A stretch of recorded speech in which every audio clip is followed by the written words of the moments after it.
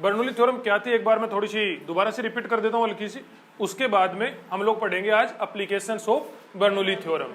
बहुत ही शानदार शानदार इंटरेस्टिंग इसके यूज है। ठीक है बेटा, तो देखो बर्नौली थ्योरम क्या होती है। जैसे ये कोई पाइप है, पाइप चाहे बिल्कुल हॉरिजॉन्टल हो, पाइप की इस वाले पॉइंट और इस वाले पॉइंट की हाइट में चाहे कुछ डिफरेंस हो, चाहे ये बीच में से यूं मुड़ के फिर यूं जा रही हो, कैसे भी हो, कोई पाइप है। ठीक है, इस पाइप की ये वाली हाइट मान ली हम लोगों ने h1, ये वाली हाइट कितनी मान ली h2। तो इससे होके जो फ्लूइड फ्लो हो रहा होता है, इस फ्लूइड के पास में, ये कोई फ्लूइड इसमें से फ्लो हो रहा है, इस फ्लूइड के पास में कितने टाइप की एनर्जी होती है? 3 अलग अलग टाइप की एनर्जी होती है। एक क्या होती है? काइनेटिक, दूसरी क्या होती है? पोटेंशियल, थर्ड क्या होती है? Pressure energy. इन तीनों एनर्जीज का जो सम होता है वो क्या रहता है? कांस्टेंट। तीनों एनर्जी का जो टोटल होता है वो कांस्टेंट होता है। लेकिन शर्त ये है कि यहाँ पे यदि 1 लीटर के लिए बात करोगे ना, तो यहाँ पे किसके लिए बात करोगे? 1 लीटर के लिए। यहाँ पे यदि 1 kg के लिए बात करोगे तो यहाँ पर भी 1 kg के लिए। मतलब यहाँ पे जैसे 1 kg मास ले लिया, इस जगह पर जब फ्लूइड यहाँ से होकर फ्लो हो रहा है तो 1 kg मास का जो तीनों एनर्जी होंगी उनका सम कर लेंगे, और फिर उसी 1 kg मास का यहाँ पर से फिर से तीनों एनर्जीज का क्या करेंगे? सम करेंगे। तो दोनों एक दूसरे के क्या आएंगे? इक्वल आएंगे। समझ रहे हो इस बात को? यहाँ पर जैसे 1 लीटर वॉल्यूम की तीनों एनर्जी पता कर ली, और यहाँ पर उसी 1 लीटर की तीनों एनर्जी हमने पता कर ली, और फिर उनका सम करके देखा, मतलब इधर वाली एनर्जीज का सम, तीनों का सम यहाँ पर, और यहाँ पर तीनों का सम, वो दोनों एक दूसरे के क्या होंगे? इक्वल होंगे। समझ रहे हो क्या? मतलब सीधी सिंपल इतना सा ही पॉइंट है कि जब कोई फ्लूइड यूं से फ्लो हो रहा हो, मान लिया फ्लो हो रहा हो, तो उस कंडीशन में क्या होता है कि लिक्विड की एक डिफाइन अमाउंट जो होती है, लिक्विड की जो एक निश्चित अमाउंट होती है, उस निश्चित अमाउंट की जो टोटल एनर्जी होती है, तीनों मिला के टोटल एनर्जी जो होती है वो क्या रहती है? कांस्टेंट रहती है। और टोटल एनर्जी के लिए फॉर्मूले मैंने बताए थे कल। पहले बात कर रहे हैं हम लोग किसके लिए? यूनिट वॉल्यूम के लिए। यूनिट वॉल्यूम के लिए बताओ काइनेटिक एनर्जी तो क्या होती है? Half rho v square plus rho g h. ये काइनेटिक एनर्जी, ये पोटेंशियल एनर्जी, और ये क्या होती है? Pressure energy. ये क्या रहेगा बताओ? कांस्टेंट रहेगा बेटा? ये कांस्टेंट रहेगा। क्लियर है? फिर उसके बाद में देखो यूनिट मास के लिए, यूनिट मास के लिए यदि बात करें तो ये क्या होती है? Half v square plus g h plus p by rho. ये क्या रहेगा? कांस्टेंट। समझ रहे हो? ये मैटर कल हम लोगों ने डिस्कस करा था कि डिफाइन वॉल्यूम हो या फिर डिफाइन मास हो, उसके लिए तीनों एनर्जीज का सम करें। कौन कौन सी? काइनेटिक, पोटेंशियल है, प्रेशर एनर्जी। तो उनका जो सम रहता है वो क्या हो जाता है भाई? वो क्या रहता है? कांस्टेंट। ये क्या है? बर्नौली थ्योरम है। यस और नो? सतर्कता सिर्फ एक जगह पे बरतनी है कि एक तो यदि आइडियल फ्लूइड है तो उस कंडीशन में पूरे के पूरे में यहाँ पर सब जगह पर डेंसिटी क्या रहेगी? सेम रहेगी। First point. Second point, potentially energy के लिए किसकी जरूरत पड़ेगी? रेफरेंस लाइन की। रेफरेंस लाइन कहीं पर भी आप लोग मन में मर्जी है वैसे मान सकते हो, ठीक है, लेकिन हॉरिजॉन्टल होनी चाहिए। और थर्ड पॉइंट यहाँ पे जो ध्यान में रखने लायक है कि यदि यहाँ पे यदि 1 kg के लिए बात करें तो यहाँ पर भी 1 kg के लिए, यहाँ पे यदि 5 लीटर के लिए बात करें तो यहाँ पर भी क्या होनी चाहिए? 5 लीटर के लिए ही होनी चाहिए। यस और नो? उसके बाद में यहाँ पे क्वेश्चन गलत होने के कोई चांस नहीं है। तो इसकी एप्लीकेशंस पढ़े। देखो फर्स्ट एप्लीकेशन आप लोग ध्यान दो। ये एक कंटेनर है, इस कंटेनर में भरा हुआ है बेटा कोई लिक्विड। क्या भरा हुआ है? कोई लिक्विड। लिक्विड इसमें फील्ड है और इसमें लिक्विड की डेंसिटी कितनी है? रो। यहां पर प्रेशर है P1 और यहां पर प्रेशर है P2। कितना है? P2। और ये वाली हाइट कितनी है? H। ये वाली हाइट कितनी है बेटा? H। P1 और P2 के बीच में H। इधर की ओर अपने को ये बताना है कि P1 और P2 का डिफरेंस कितना होगा? P1 और P2 का डिफरेंस कितना होगा? हालांकि आपको पता है कि P2 ग्रेटर देन क्या होता है? P1 होता है, और P2 माइनस P1 क्या होता है बताओ? H रो जी। अरे होता है कि नहीं होता है? क्या ये फॉर्मूला बर्नौली थ्योरम से आ सकता है? देखो गौर करना आप लोग, इसी फॉर्मूले को देखो, एक एक कंटेनर हो गया, कंटेनर में लिक्विड हो गया, डेंसिटी रो हो गई और दोनों पॉइंट्स के बीच का सेपरेशन h हो गया। नीचे वाले पॉइंट पे प्रेशर ज्यादा होगा, इस वाले पॉइंट पे प्रेशर कम होगा और दोनों का डिफरेंस है h रो g के बराबर होएगा, इक्वल होएगा। कोई डाउट हो तो बोलो। देखो बर्नौली थ्योरम लगाते हैं, क्या होएगा? पहले तो बर्नौली थ्योरम के लिए क्या माननी पड़ेगी अपने को? Reference line. रेफरेंस लाइन बताओ यहां मान लेगा, बताओ क्या कहते हो? ये क्या मान ली हम लोगों ने? रेफरेंस लाइन मान ली। कोई डाउट हो तो बोलो। देखो half rho v1 square, half rho v1 square plus rho g h plus p1, half rho v1 square plus rho g h plus p1 equal to half rho v2 square plus rho g zero plus p2। देखो एक बार तो Bernoulli theorem यहां इस point पे लगाई, एक बार Bernoulli theorem इस point पे लगाई। इस पॉइंट की हाइट देखो रेफरेंस लाइन से कितनी थी? h थी, तो मैंने h लिख दी और इसकी कितनी थी? 0 थी। 0 हाइट थी तो यहां पर मैंने 0 लिख दी। यहां प्रेशर P1 था तो P1 लिख दिया और यहां प्रेशर P2 था तो P2 लिख दिया उधर की ओर। फिर बात आती है वेलोसिटी की। यहां पर बताओ लिक्विड यहां पर फ्लो हो रहा है क्या? लिक्विड यहां पर फ्लो नहीं हो रहा। जब फ्लो नहीं हो रहा तो इसका मतलब V1 और V2 दोनों की वैल्यू क्या रहेगी बताओ? 0 रहेगी बेटा। अरे फ्लो तो हो नहीं रहा है, तो V1 V2 दोनों ही क्या रहेंगे? यहाँ पर भी वेलोसिटी 0 और यहाँ पर भी वेलोसिटी 0। तो बताओ क्या हो जाएगा? P2 को उधर, P1 को उधर ले जाओ। P2 minus P1 equal to H rho G हुआ कि नहीं हुआ?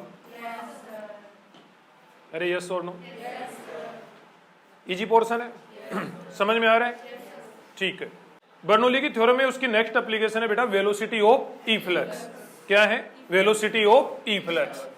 देखो ये एक कंटेनर है, ये क्या हो गया? एक कंटेनर, ठीक है क्या? ये एक कंटेनर है और इस कंटेनर की जो टोटल हाइट है, कंटेनर की जो टोटल हाइट है वो कितनी है बताओ? h। कंटेनर है जिसकी टोटल हाइट कितनी है? h है।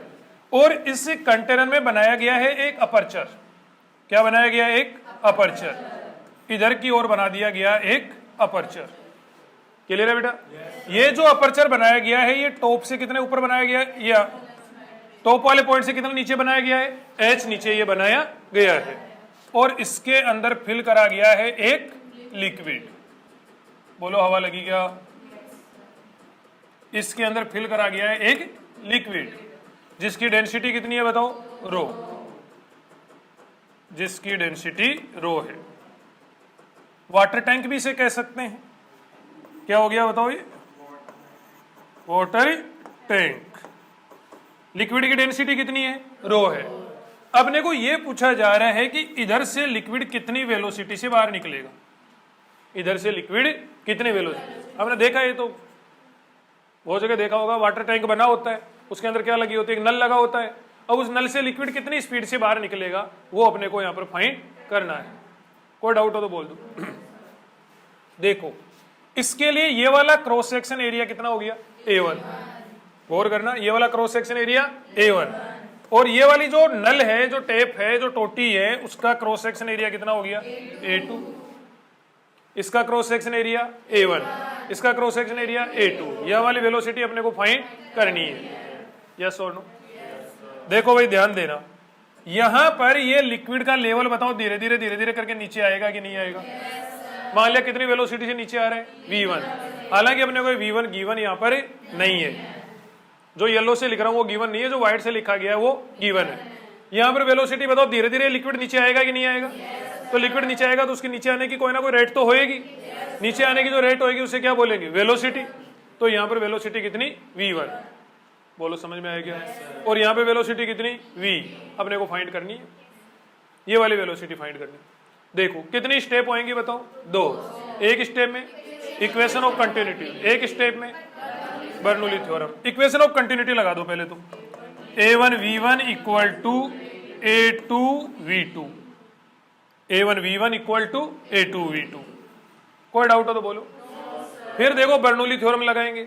बर्नौली थ्योरम लगाने के लिए किसकी जरूरत पड़ेगी बताओ? रेफरेंस लाइन की। रेफरेंस लाइन कहां मानोगे? कहीं भी मान सकते हो। यस और नो? लेकिन इजी कैलकुलेशन के लिए यहां से होके मान लें। ये क्या होगी बताओ? Reference line. ये रेफरेंस लाइन होगी।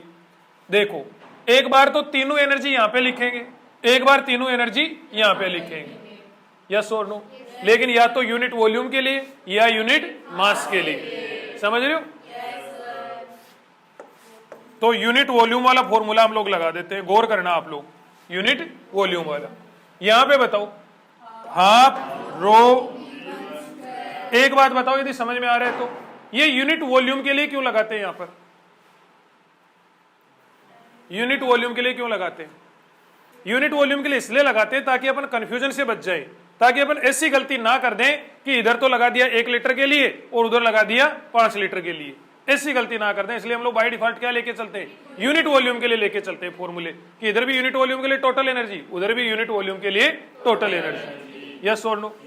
तो half rho V1 square plus rho g H, यहां से कितनी हाइट पर है? h हाइट पर, तो रो जी एच प्लस प्रेशर, बताओ यहां पर P नोट प्रेशर लगेगा कि नहीं लगेगा?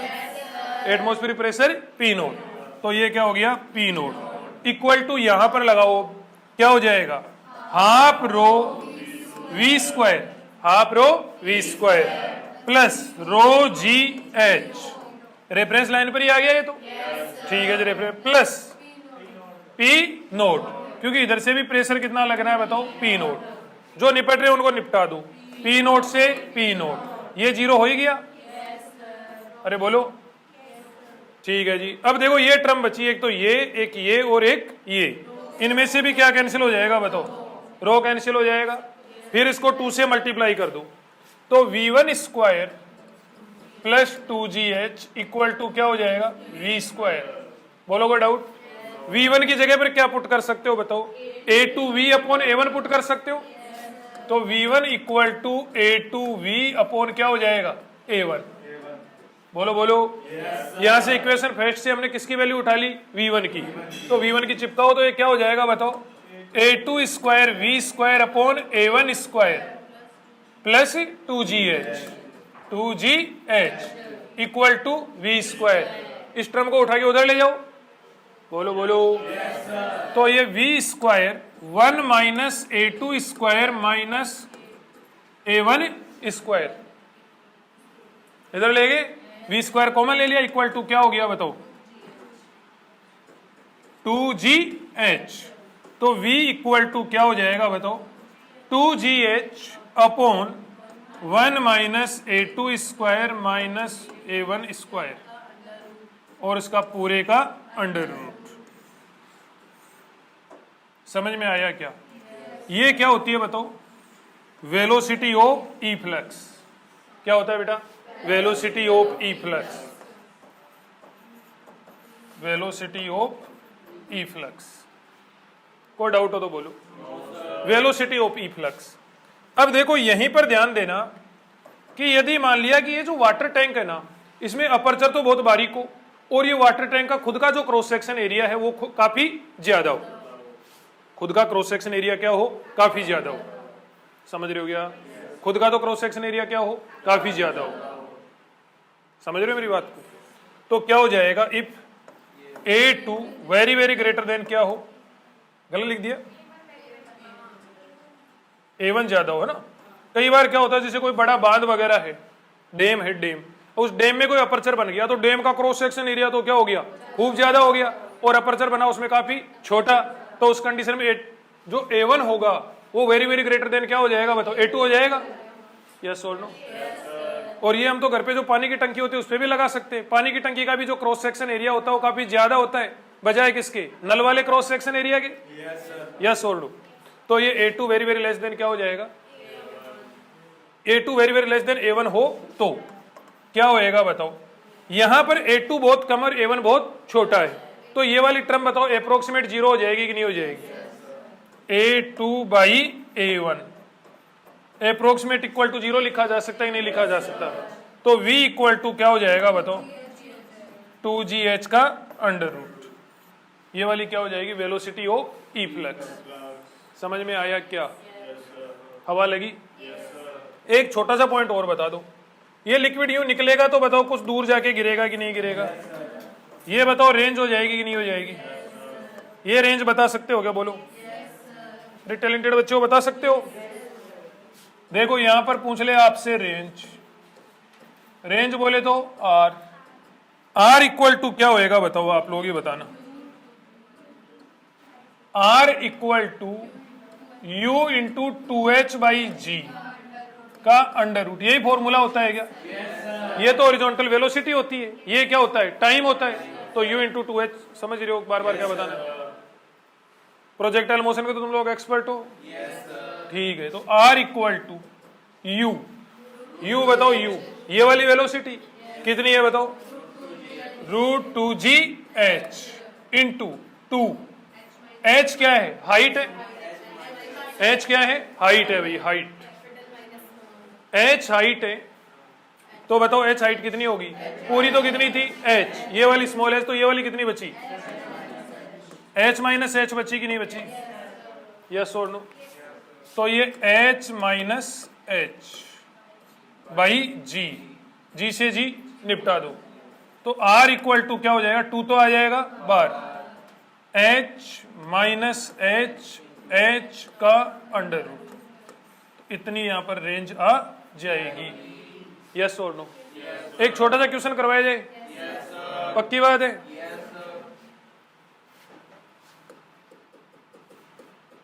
Find position of aperture, position of tape कहते हैं, find position of tape on tank for maximum range, maximum range in above condition. देखो क्या क्वेश्चन है, बड़े ही ध्यान से समझना। ये तो क्या है बताओ? वाटर टैंक है भाई, है कि नहीं है? ये कितना हो गया? h, इधर से एक नल बनाया, यहां पर क्या बनाया भाई? नल बनाया, टेप बनाया। ये कितना है बोलो? h, इसको किससे फिल कर दिया बताओ? लिक्विड से। किससे फिल कर दिया? लिक्विड से। समझ रहे हो क्या? इसको लिक्विड से फिल कर दिया, इसको लिक्विड से फिल कर दिया, लिक्विड यूं बाहर निकल रहे हैं। अब कहा जा रहा है कि रेंज जो होए, ये मैक्सिमम होए, उसके लिए अपर्चर कहां पर से निकाले? इसके लिए अपर्चर कहां पर से निकाले? ये h को आप लोग वेरी करवा सकते हो, ये h बताना आपको। यस और नो? इधर से बता सकते हो, उधर से बता सकते हो, किसी भी साइड से बताओ। बताओ भाई रेंज का फॉर्मूला क्या था, आप लोग बताना। देखिए r इक्वल टू क्या था, अभी अभी बताया आप लोगों को, √h माइनस h और h। देखो देखिए यही था क्या? रेंज इतनी आई अपने पास में, कहा जा रहा है ज्यादा से ज्यादा दूर जाके गिरे ये पानी।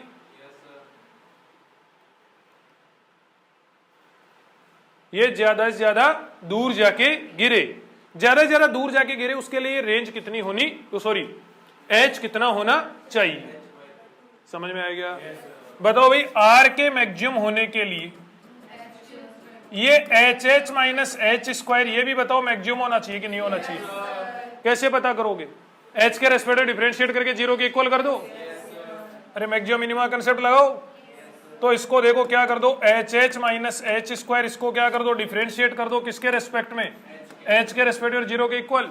तो ये वाला तो कितना हो जाएगा? h, और ये वाला क्या हो जाएगा? 2h equal to 0, h equal to h by 2। Answer. कोई डाउट हो तो बोल दो, कोई कंफ्यूजन हो तो बोल दो, कि मतलब अपने को अपर्चर कहां निकालना पड़ेगा? h बाई 2 पर अपने को निकालना पड़ेगा। क्या समझे इससे? हाँ बिल्कुल, बीचों बीच। देखो इससे हम लोग ये समझे कि ये यदि वाटर टैंक हो यूं, क्या हो यूं? वाटर टैंक हो, ये वाटर टैंक है और इसमें लिक्विड यहां तक भरा हुआ है। इसमें अलग अलग जगह पर हम लोग अपर्चर बनाए। कहां अपर्चर बनाए भाई? अलग अलग जगह पर हम लोग अपर्चर बनाए। तो ये वाला जो बिल्कुल बीचों बीच होगा ना, ये पूरा कितना? h, और ये कितना बताओ? h by 2। ये जो बिल्कुल बीचों बीच होगा उसकी रेंज क्या होगी? सबसे ज्यादा, सबसे ज्यादा। इससे नीचे देखो, इधर की ओर बनाएंगे, यहां पर बनाएंगे तो भी रेंज क्या होएगी? कम होएगी। और इससे ऊपर भी बनाएंगे तो भी रेंज क्या होएगी बताओ? कम होएगी, तो भी रेंज क्या होएगी, कम होएगी। इसमें तो कहां से आएगा वैसे, पानी से भी ऊपर से निकाल दिया समझ रहे हो इस बात को कि यहां वाले भी रेंज क्या होएगी, मैक्सिमम। इससे नीचे आ रहे हैं तो भी रेंज कम, इससे ऊपर जा रहे हैं तो भी रेंज कम। हवा लगी क्या, आगे बढ़े। तो देखो आपने क्या समझा, एक बार थोड़ा सा गौर करना कि ये क्या हो गया, एक वाटर टैंक हो गया। वाटर टैंक की टोटल हाइट कितनी है, h है। सरफेस से कितना नीचे, h नीचे, एक अपर्चर बनाया। सरफेस से h नीचे अपर्चर बनाया तो उससे जो लिक्विड निकलेगा उसकी स्पीड कितनी होगी, इतनी। यदि क्रॉस सेक्शन एरिया बहुत ज्यादा हुआ किसका, टैंक का, तो उस कंडीशन में क्या हो जाएगा, कहां है वो, ये √2gh। फिर उसके बाद में कितने दूर जाके गिरेगा, r जाके गिरेगा, मतलब ये r क्या होगी, इसकी मैक्सिमम रेंज। r क्या होगी, मैक्सिमम रेंज। क्लियर है बेटा, सॉरी मैक्सिमम रेंज क्या होगी, रेंज होगी, क्या होगी, रेंज होगी। अब ये सबसे ज्यादा दूरी पे जाके गिरे, उसके लिए अपर्चर हमें कहां बनाना पड़ेगा, अपर्चर बनाना पड़ेगा h/2 पर। इसमें एक छोटा सा पॉइंट ये और बता दो कि r मैक्सिमम होएगा कितना। इसी का दूसरा पार्ट है कि ये r मैक्सिमम कितना होएगा।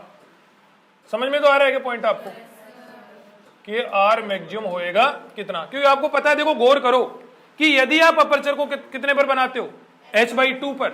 यदि आप अपर्चर को कितने पे बनाते हो, h/2 पर, तो लिक्विड सबसे ज्यादा डिस्टेंस पे जाके गिरेगा, सबसे ज्यादा डिस्टेंस पर जाकर गिरेगा। लेकिन कितना डिस्टेंस पे जाके गिरेगा, कितना डिस्टेंस पर जाकर गिरेगा, बताओ भाई। R इक्वल टू क्या होता है, U इंटू 2h/g का अंडर, यही होता है कि नहीं होता है। अब इस U की जगह तो देखो, रेंज का फॉर्मूला ये होता है हॉरिजॉन्टल प्रोजेक्शन में। U की जगह तो बोलो, U की जगह कितना आएगा, बोलो बोलो, √2gh। ये रही √2gh से लिक्विड बाहर निकलता है, तो √2gh, एक बार √2gh लिख देते हैं, √2gh। और देखो लिख के देते हैं, चलो साथ में लिख देते हैं, और क्या है, √2gh। h कितना बोलो, h/2। यहां से h/2 पे निकाला आप लोगों ने अपर्चर, तो ये कितना हो गया बताओ, h/2। ये तो होगी वेलोसिटी।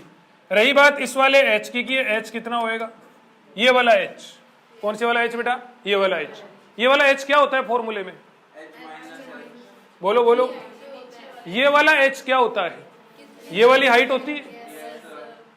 हॉरिजॉन्टल प्रोजेक्शन में किसी टावर के ऊपर से बॉल फेंकते हैं, करे हो बहुत सारे क्वेश्चन आप लोगों ने, तो ये वाली हाइट होती है h। तो ये वाला h/2 है, तो ये वाला भी बताओ h/2 है कि नहीं, तो ये कितना हो जाएगा, h/2। तो r इक्वल टू 2 से 2 कैंसिल कर दे, तो √gh इंटू 2h/2 g, और इसका अंडर √ तो ये कैंसिल, g से g, r equal to h, answer. तो देखो क्या समझे रिजल्ट्स, यहाँ के रिजल्ट्स आप लोग डायरेक्ट याद भी रख सकते हो कि क्या है। एक वाटर टैंक है, वाटर टैंक की हाइट कितनी है, h है। उसकी सरफेस से टॉप मोस्ट पॉइंट से स्मॉल h नीचे आपने एक अपर्चर बनाया, तो बताओ वेलोसिटी कितनी होगी फ्लक्स की, √2gh। कितनी होगी, √2gh। क्लियर। दूसरा पॉइंट आप लोग ध्यान दो, r के मैक्सिमम होने के लिए आपको अपर्चर कहां बनाना पड़ेगा, h/2 पर, h/2 पर अपर्चर बनाओगे तो r क्या रहेगा, मैक्सिमम। उससे ऊपर जाओगे तो भी r कम होएगा, उससे नीचे आओगे तो भी r कम होएगा। उसके बाद नेक्स्ट पॉइंट है, r मैक्सिमम की वैल्यू कितनी होएगी, कि अपर्चर तुम बिल्कुल बीचों बीच बनाओगे तो कितना आगे जाके गिरेगा, कितना आगे जाके गिरेगा, कितने के बराबर जाके गिरेगा, h/2 हाइट पर अपर्चर बनाने से वो कितने दूर जाके गिरेगा, h हाइट पर जाकर गिरेगा।